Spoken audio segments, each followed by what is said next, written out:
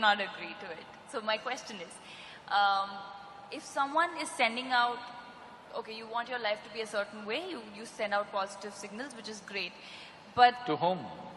To the universe. To the universe. Which direction? Up or down? That's what I'm asking. How does the law of attraction work? Does it really work? It doesn't work. It doesn't work? So what works? How do you design your Law own of destiny? attraction is something that happens between opposites. Yes.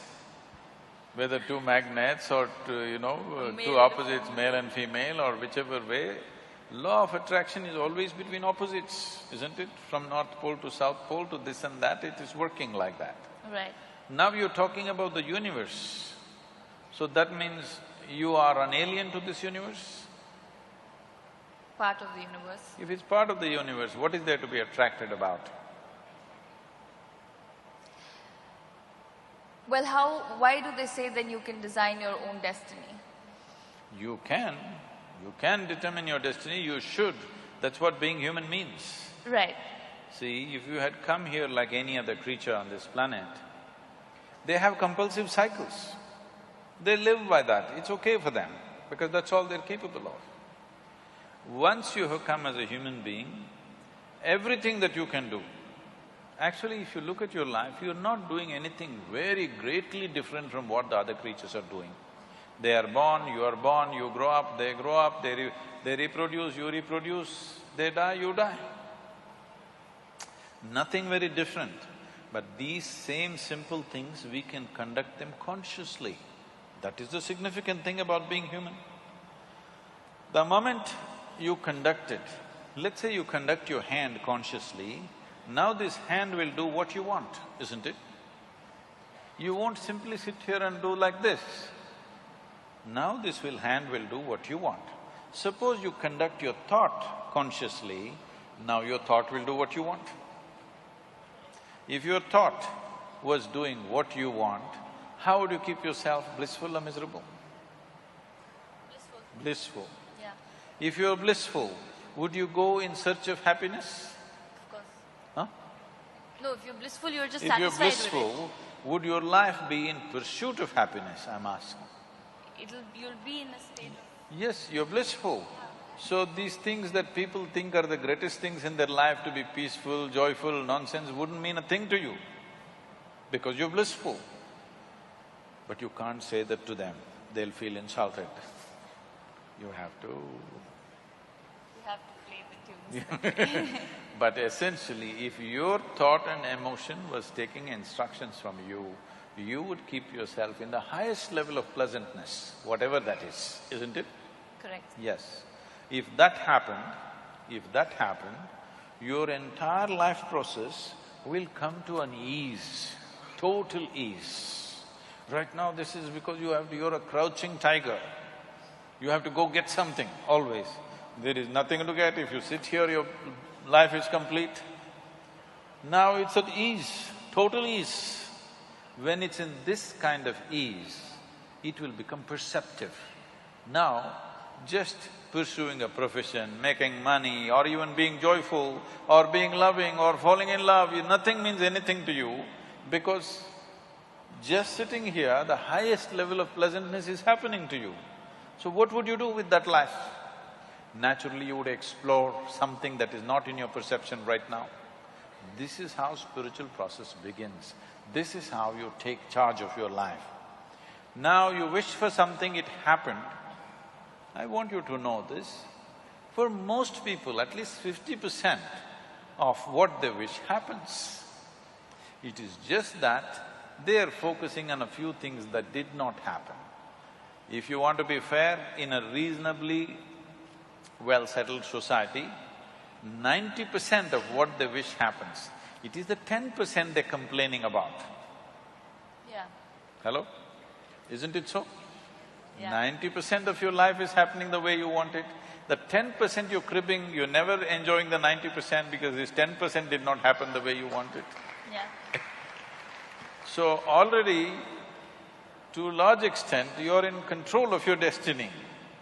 A little is going off, but that little can bother you. It's like you drove 100 kilometers properly. Let's say you have to drive 100 kilometers. 90 kilometers, you went properly where you want to go. At the 91st kilometer, you crashed. Still it's not good, isn't it? Yeah.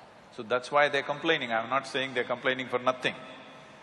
Because at 90 kilometers, everything went well, just before reaching, something crashed. So they still suffer for that. Now, right now, this is because situations are happening around us. Not all situations will ever happen the way we want it. Because situation is not just me. Situation is so many people involved, so many forces involved. All of them need not happen my way. But if I'm happening my way, I'm blissful, okay? Whether the golf ball flies straight or goes into the mountains, I'm still blissful. Right. As long as you're playing golf. Even if I'm not playing. Right. So now coming to this, now as long as things happen your way and you're on your own path and you're blissful and No. I'm not saying as long as things happen your way, you will be blissful. If you're blissful, things will it happen. doesn't matter which way it happens. Right. Whichever way it happens, you're blissful. Right. See, this is essentially, the world has put cart before the horse. You tell me, it is easier to take charge of yourself or it's easier to take charge of all these people? I mean, it's tougher to take charge of yourself, you know. Oh, you can take charge of these people? Try. No, because people… No, because why I'm saying that is because people don't realize that they need to take charge of themselves and are out there to take charge of societies and communities and people and trying to change others. No, right now, you're sitting here. To myself. Is it easier to take charge of yourself or take charge of all these people? Myself. Yourself. You must first do that, no? What is simple and easy? If you take charge of yourself, let us see how much we can get cooperation from these people. Now, when you say you're in pursuit of happiness, what this means is, you want all of them to function the way you want. Then you will be happy. Now, when we say, if this happens, I will be happy, if that happens, I will be happy, what it means is, the world should function, the universe should respond your way. That's not what I'm saying. No, I don't believe in that because that's trying to put conditionality into everything that, you know, this is how it should function according to me. What I was saying was that, say, okay, for example, a very basic example of somebody wants to be an actor or somebody wants to be a cricketer, and I'm taking a very basic example of what you want to do in life. And you work… Let's say it did not happen. It did not happen means what? People did not like your acting, or the selectors did not like your cricket, something happened. Right. So what you want did not happen. Can you still sit here blissfully? That's a question. Not a lot of people. That is why I'm saying, what you're trying to do is, when you say, everybody should like what I'm doing, in some way you have to take charge of their minds, that's what you're doing. In some way, through your cinema or whatever, in some way you're taking charge of their mind and doing what appeals to them, and that's why it's working, isn't it? Otherwise it won't be working. Right. So, which is easier, taking charge of this or taking charge of them? This. If you take charge of this, now you are not in pursuit of your happiness, you are not tense about anything, there is no, sword hanging on your head, you will do everything to the fullest, to the hilt, because you don't care what happens. Whatever happens, you will be still fine, this much you know. Now you will naturally do everything wonderfully well because there's absolutely no concern, because you're not a vested interest anymore. You will do what is needed without any effort. So, what somebody thinks is a great circus and a feat, you will do it joyfully, playfully. Right. So, well, you just completely negated the fact that there's no law of attraction. There is nothing No, like that. there is. I'm sure a lot of people are attracted to you. Not that law of attraction of the universe gives you what you want. But anyways, No. Where is the universe, I'm asking? right here, we are a part of the universe. When Adi Yogi was asked by the 7 sages, who are today known as the Saptarishis, they asked, where does the universe begin? Where does it end? How big is it? What is it? So he laughed and said, I can pack your entire cosmos into a mustard seed. That's a very efficient packing, isn't it? Very, very. So, because what you think is time and space is because of the nature of your mind. What is there, if you transcend the limitations of your own logical mind, what is there is here, what is here is there, what is then is now, what is now is then. Everything, time and space gets all mixed up in your perception. Right. So, when this happens, now you won't be talking to the universe. Those who are not on talking terms with their neighbors talk to the universe. Right.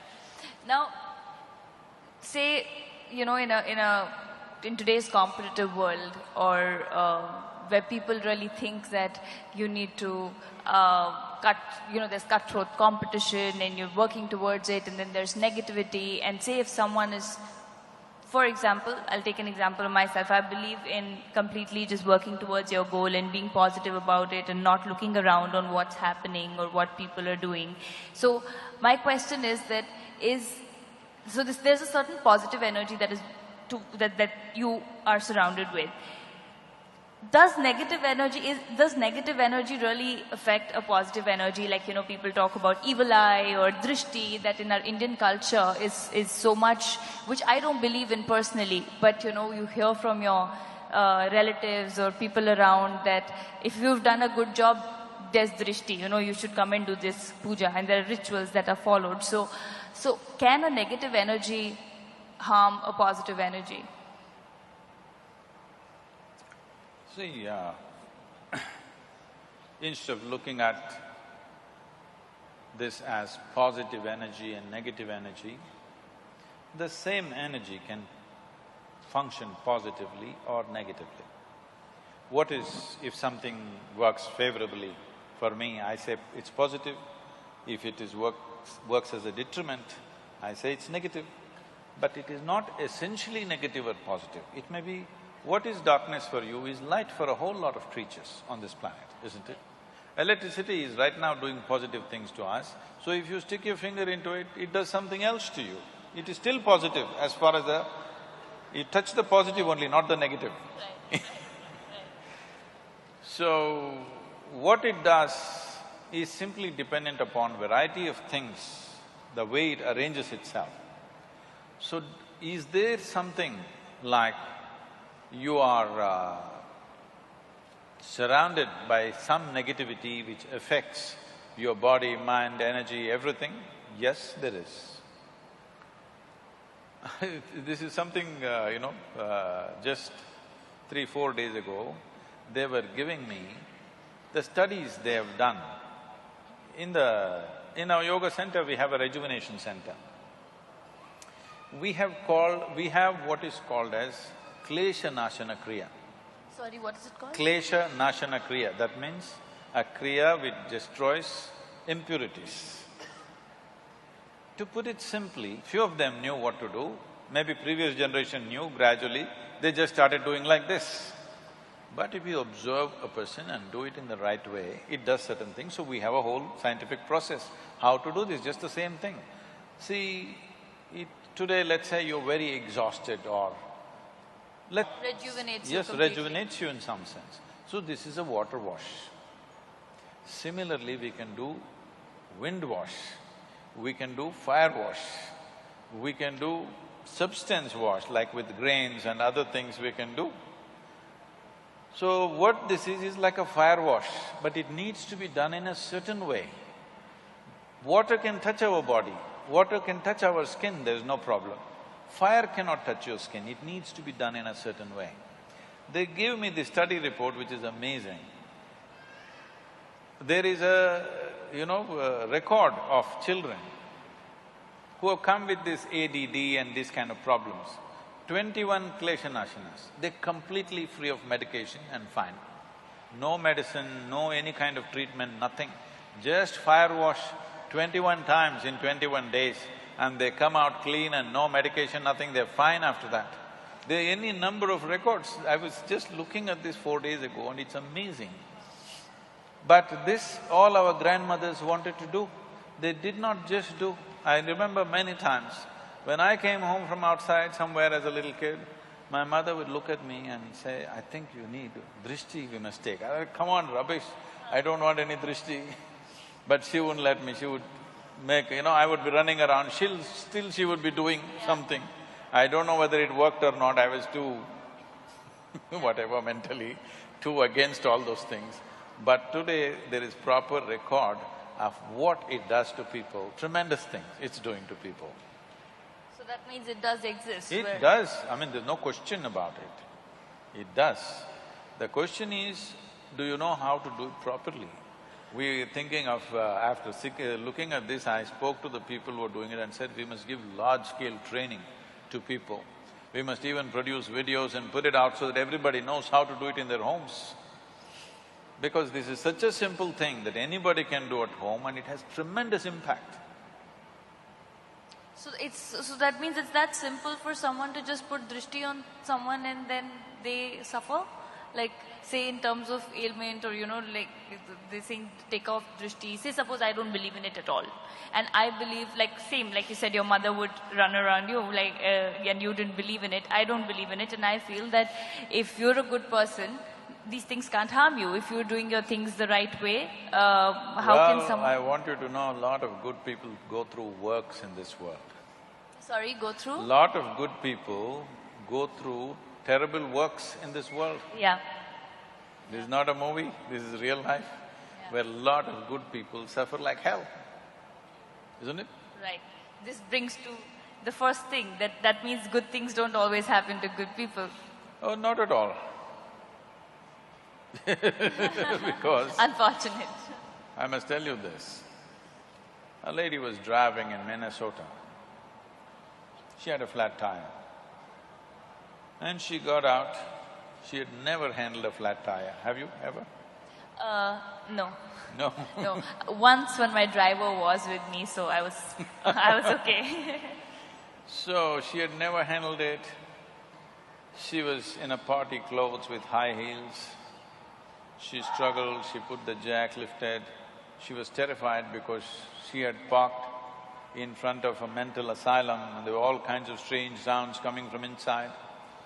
So with great nervousness, she somehow took out the wheel, unbolted, took out the wheel, then she got the heavy, the spare tire, she got it out of the car with great difficulty carrying. She had put the 4 nuts in a hubcap. These days there are no hubcaps, there used to be hubcaps. And tottering around on her high heels, she stepped on the hubcap. And these 4 nuts flew in 4 different directions. Now she did not know what to do, no nuts, how to fix the wheel. She just stood there dejected. Then from the 3rd floor of the mental asylum, a young man who was there called her, "Hey lady." She looked up terrified.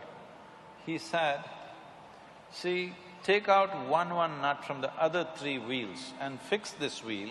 With this you can easily drive to the next gas station and there you can fix it up." She did just that. Then she looked up at him in gratitude and she said, "You are such a smart young man. Why are you in this place?" He said, "I may be crazy, I'm not stupid." So, people may be good, but they're stupid. Stupidity, you pay. Stupid means just this. There are many levels of stupidity, but the worst kind of stupidity is just this. Your own thought and your own emotion doesn't take instructions from you. Tell me, it's your choice. You can either label yourself crazy or stupid. Your own thought. See, if it so happens, my hand starts slapping me. Somebody comes to do something to me, I can take care of it. If my hand starts slapping me, what is the solution? Nothing, you're just crazy. Yes, you get slapped all the time. So most of the time, this is all that's happening to people, is their own thought and their own emotion that's freaking them all the time. Who else is poking you? Right. When was the last time somebody poked you with a dagger? Hello? When was the last time? Nobody ever poked you. Huh? She's saying, no, even if you're in politics, nobody poked you. But you are busy poking yourself all the time. So, it's up to you to choose the label. You're either stupid or crazy. None. Would want to choose none.